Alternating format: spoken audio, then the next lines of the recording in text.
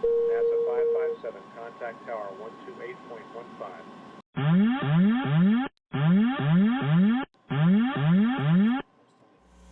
Caution, caution. Manual, fuel, manual, fuel. I'm John Goglia. I'm Greg Fife. And I'm Todd Curtis. And we are the Flight Safety Detectives. Between us, we have over a century of aviation accident investigation and safety experience to draw on as we discuss issues that affect all of us. So we are qualified to share our perspectives on accidents and incidents and what can be learned from them for the future. We're proud to say that we have two sponsors that really relate to the topic of aviation safety: the Professional Aviation Maintenance Association, or PAMA, and Avemco Insurance. Later on in the show, we'll tell you how you can get a 5% discount on your insurance just for listening to the show. We don't just dissect the official reports. In every episode, we identify safety issues and take the mystery out of accident investigations. So maybe pilots and their planes can have safer flights ahead.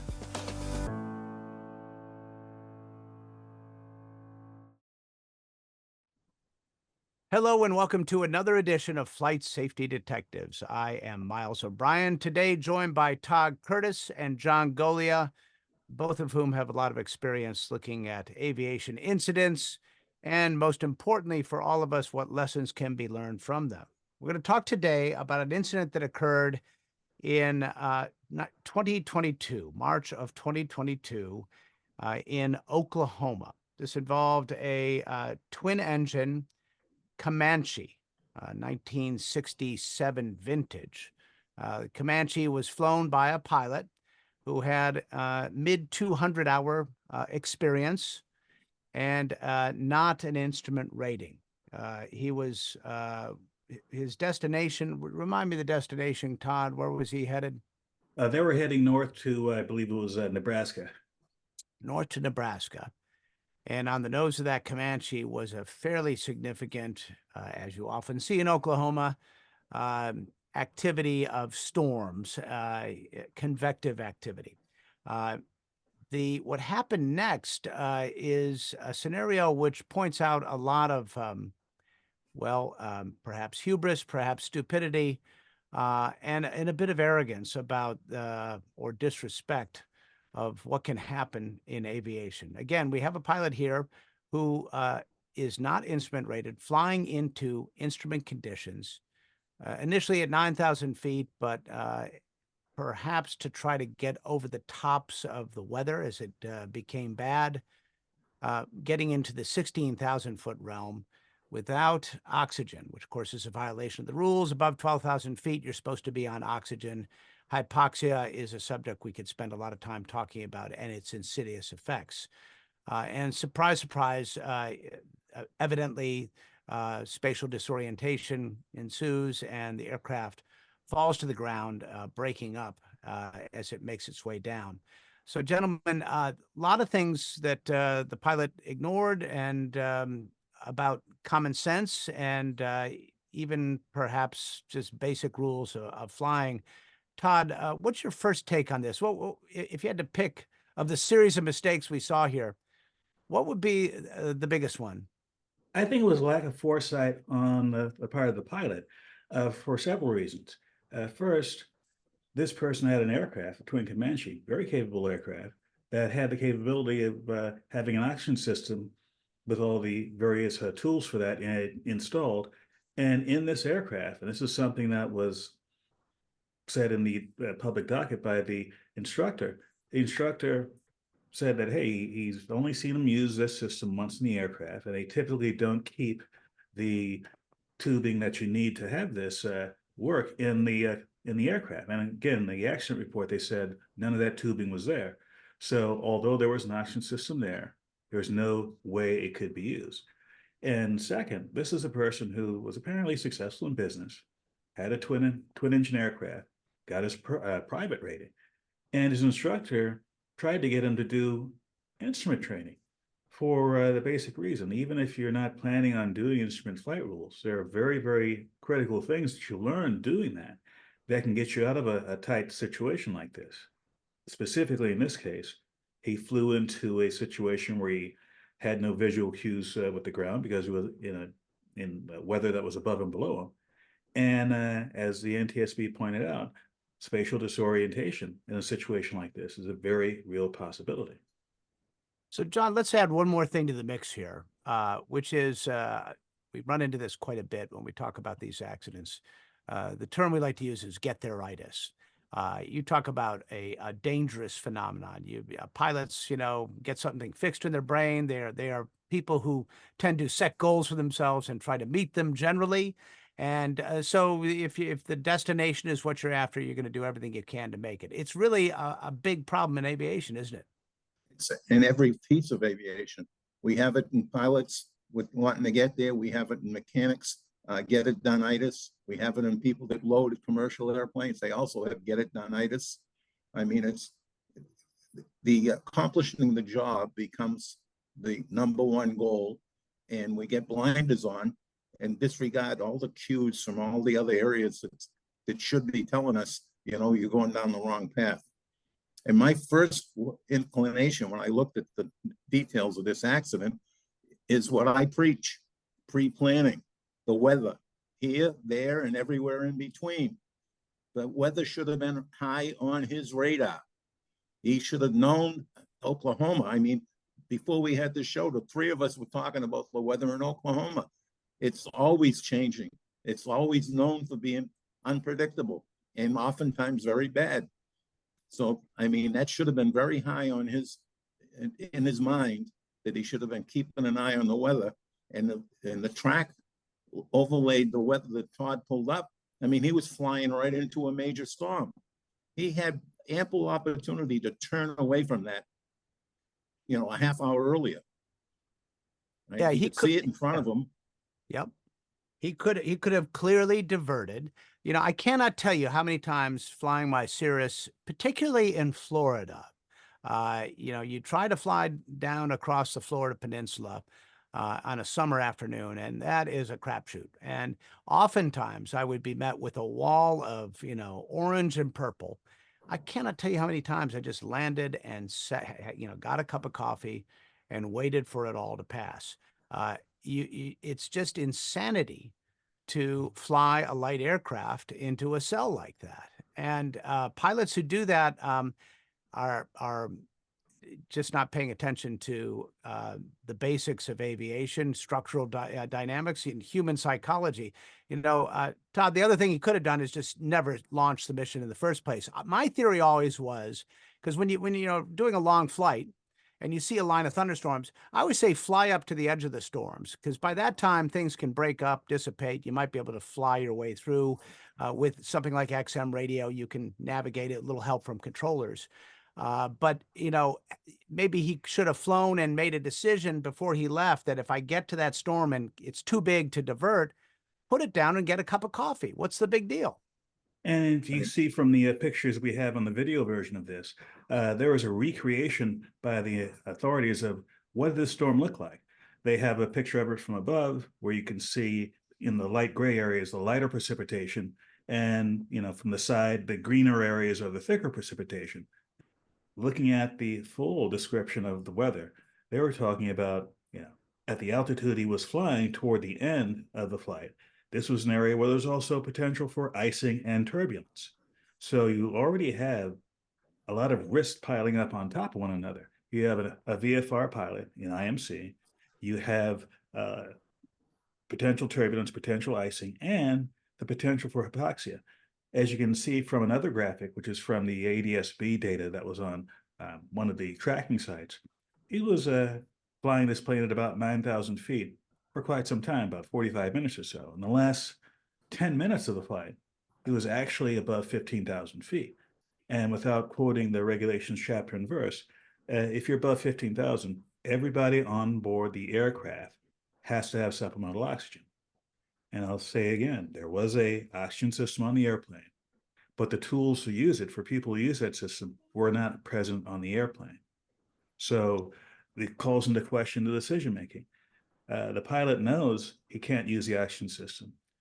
Tempted to climb above 9,000, well above 12,500, which is usually the trigger for, hey, you can stay here without oxygen between 12,005 and 14,000 for 30 minutes or less, and kept going above 15,000.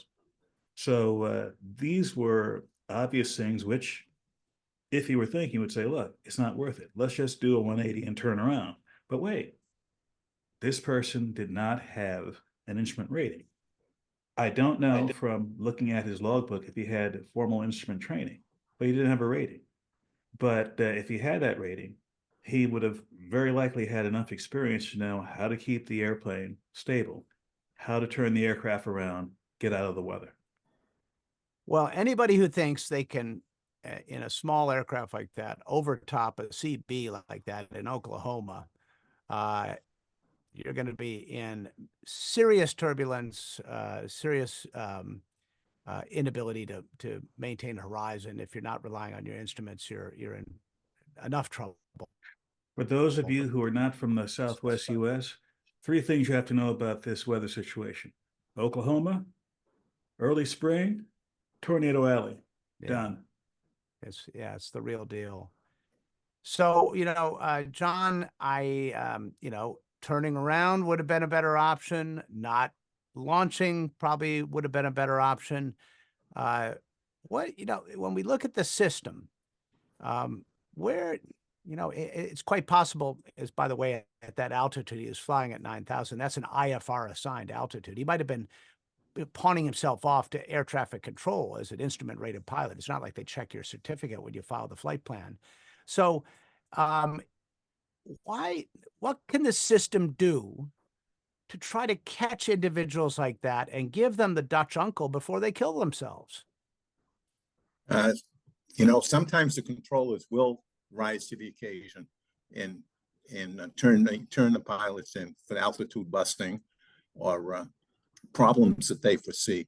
But nobody really wants to be the snitch, so to speak, in that scenario, right? And we don't even know how much communications this guy had with the tower. It's absent from the report. And did he ask the controllers what the weather was like in front of them? We've had people that the controllers didn't do a very good job of and sent little airplanes into category 5 thunderstorms, like Scott Crossfield. Let's think of Scott Crossfield for a moment, right? We did a show on that a while back, and I'll flash a graphic of the title card for that show. The controllers are there to help you, but they're really not going to be your mentor and guide you through all of this. You ask for some help, they'll do it. If you get lucky and get a controller that's a pilot, he may give you some additional information, but they don't want to be drawn into your accident either, because in the United States, after every accident, there's lawsuits fly around like crazy. And if a controller has gone outside of the realm of what the government says that he should be doing, now he gets some potential for personal liability in somebody else's accident. So, they're careful in what they say and do. Well, it's been well documented, particularly post-COVID, how overworked and stressed out these controllers are. They're not getting enough sleep. They're working these long shifts. And it really doesn't matter, because it's always, in this country, it's always about the pilot in command. It is responsibility for this rests in the cockpit. Yes, it would be better if air traffic control would be a little more of a weather nanny for all of us. But these days, with the technology we have, we should be able to see that towering cumulus nimbus cloud ahead of us and avoid it at all costs. I remember very early on when I first got my Cirrus, and I was asking a controller once for a diversion several miles downstream. And I said, I think I need about 10 or 15 degrees left. And he said, well, I can't see any of what you're seeing on my screen here that you can see. In other words, I had more technology in the cockpit. That's improved. There's more weather overlays on the radar positions for the FAA today, but it's not their job to make you make a common sense, wise pilot in command responsibility decision. The system is set up to squarely put that responsibility in the left seat of the airplane. I agree, because the way the system is set up in the US, it's up to the individual parts that are involved to do the right thing. Like you were saying before, maybe he filed a IFR flight plan pretending to be an IFR rated pilot. There's nothing preventing you from doing that. In fact, a lot of the system is automated. You can file a flight plan, an IFR flight plan, without talking to a human being. And the first time you talk to a human being is when you ask for the controller for the IFR clearance that you file. And as far as who's checking up on your, whether or not you're up to snuff when it comes to your recency and currency, well, that's up to you and your flight instructor or the people you're working with, in that you can be in violation of the regulations for months or years. And you don't have a system where the FAA is constantly, going through your books like, and the IRS going through your accounting books. Well, how many hours have you had in the last X number of months? Are you within, this particular regulation? If you don't take the effort to at least be legal, that is following the regulations, no one else is going to make it. So, John, one of the things I think about, and this might be a good place to end our conversation today, is what can be done from ab initio all the way down the line to ensure that designated, flight instructors, give people a sense of humility about what they're going into, and sort of teach them about risk management holistically, the big picture here. I feel like that gets a little bit missed. We learn about procedure turns, and we learn how to intercept the localizer. We learn the basics and the mechanics of flying, but I don't know that there's enough conversation about real world decision making and going through your own personal checklist about what's too risky and what's not. And I can tell you I had several times getting in that Cirrus list one day, and I always, there were several times I would close up the plane and go over to Delta Airlines if I didn't feel comfortable. And if you don't apply that kind of rigorous, personal and objective approach to it, you're going to get in trouble. But how can we teach that better, John? Well, both Todd and I and Greg are members of the trade association for pilots, instructor pilots. And I've sat through many of their sessions at Oshkosh and had many discussions with the flight instructors that were there about this very subject. It's ethics. It's the individual doing everything that he's been taught to do before he goes flying. And it's sometimes they don't have checklists. We go by memory way too often in the general aviation community. You can buy commercial checklists, but they're really not as thorough as I would like to see them. And, it's up to the individual, as you said. In Part 91, it's all about the individual. It's your airplane, you need to fly it, keep it within the regulations. And that decision-making, aeronautical decision-making, it's got reams and reams of books written on it. And it's in the FAA, has a special book within the FAA, talks about it. The information is out there. It's just not being received and acted on. And that's part of the reason why we do these programs, is put it fresher in the memory of everybody, get it into their heads so they can hear it, repeat it over and over and over again. You think I enjoy at the end of every session going through that same spiel with pre-planning and pre-flight your airplane? I only do it because I've seen so many bad examples of both the pre-flight and the pre-flights that I just need to keep them going. I don't want to see our people crash. And I said our people on purpose. I'm an aviation person my whole life. You guys are as well. Right? We don't want to see our peers injure themselves. And I feel like, and I've had this conversation with Captain Sullenberg, right? Feeling like a preacher, because he does as well.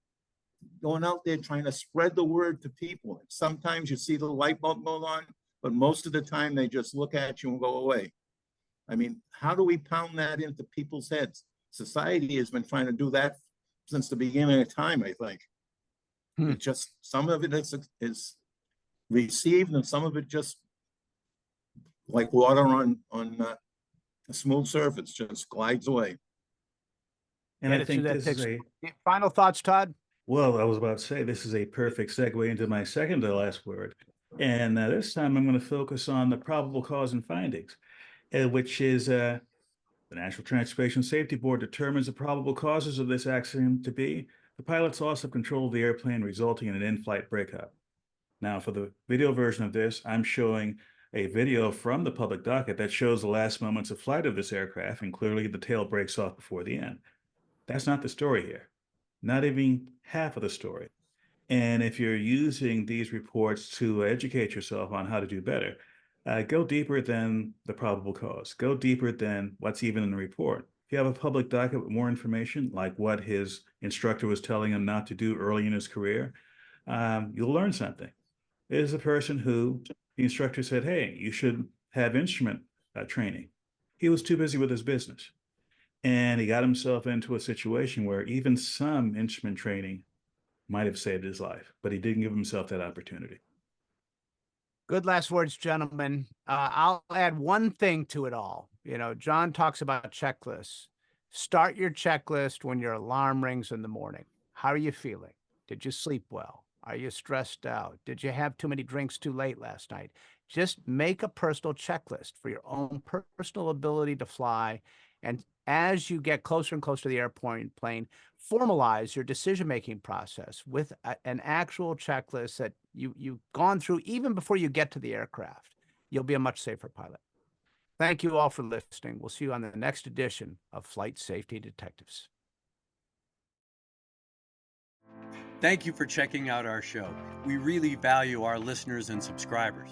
Our podcast gets ranked by you and how much you like it. So please give us 5 stars in your podcast platform. We want to keep in contact with you. We are on Facebook, Twitter, Instagram, and of course, YouTube. You can email the show at flightsafetydetectives@gmail.com. By the way, if you're on YouTube, we're really working on growing the channel, and it helps if you all send in comments. Please do that, and we read all the comments. And be sure to subscribe. Remember, if you're in the market for aviation insurance, you can save 5% with Avemco just by mentioning our show. Visit them at www.avemco.com. That's it for this episode of the Flight Safety Detective. Until the next episode, fly safe.